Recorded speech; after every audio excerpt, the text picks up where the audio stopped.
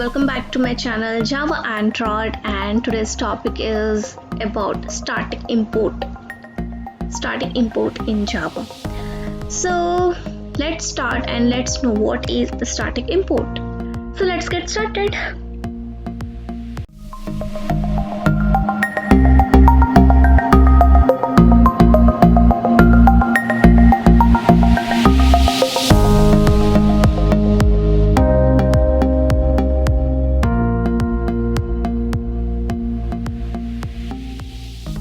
Well, this feature will allow you to access the static member of a class directly without using the fully qualified name. Like, what is the fully qualified name? So we'll understand this with an example. And about where and how we are using import statement in the Java programs. Well, when we need to access a class which is not in the current package of the program, we need to import that particular class using the import statement. So you can import user defined classes or interfaces. And an example for that is in the math class we use sqrt method, the square root method, by using math class. So by using static import we can access sqrt method directly.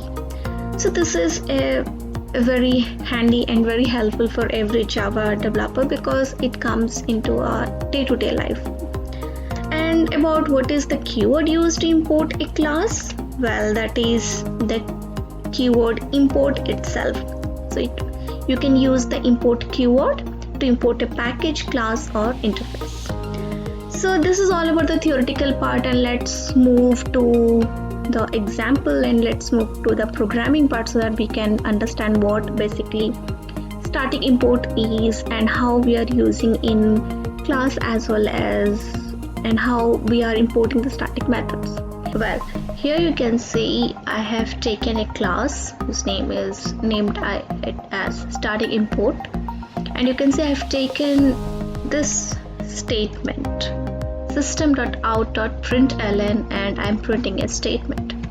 Alright, so this method, println method, needs this object out, and you can see this object is a static one. You can see it's written public static final print string out. So it's an object from the print stream, and here system, it is a class. So this system class, and you can see you can see the description about the system class, that what all the things it has. It contains several useful classes, class fields and methods, and it cannot be instantiated. So printing out values is a everyday job for a Java developer or for a person who is working with Java. It's everyday life. So what we can do is to minimize some of our work. What we can do is simply we'll import the statement as it from lang statement. So import java.lang, then lang package, I'm so sorry, it's from lang package. So we'll import the package and the class is system. You can see it's system, and now what I'll do is I'll remove this statement, and you will see there is an error coming here that it's not able to recognize, and then I'll write out. Now why there is an error? As we discussed previously,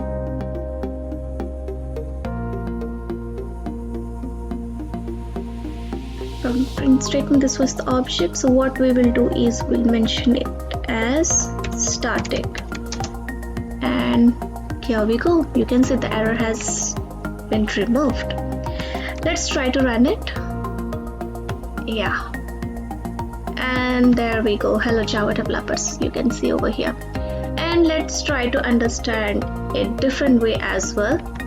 So what I have did is I have created a different class and here I have taken a method, a static method actually I have taken, and I'll try to print this statement in this class. So what I'll do is I'll take the package and I'll import the package here. Alright, yes, and we have the example class. There we go. And in example I have taken a show method which is a static one, and here I'm printing welcome to Java world. So let's try to print it. What I'll do is I'll take the class name and the method. There we go, and we'll print the same. It's beautiful, you can see both the statements are being printed over here. Now what we will do is I'll take the show method here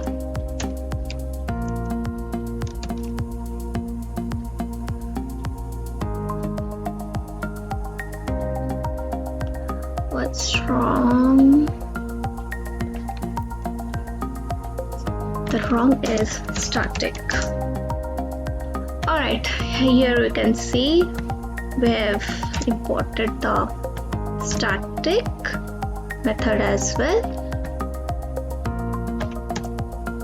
and let's try to run it. Superb, you can see. So this is how the static import works. So it will like save your time, and it's really helpful in day-to-day life. So this is all about the static import.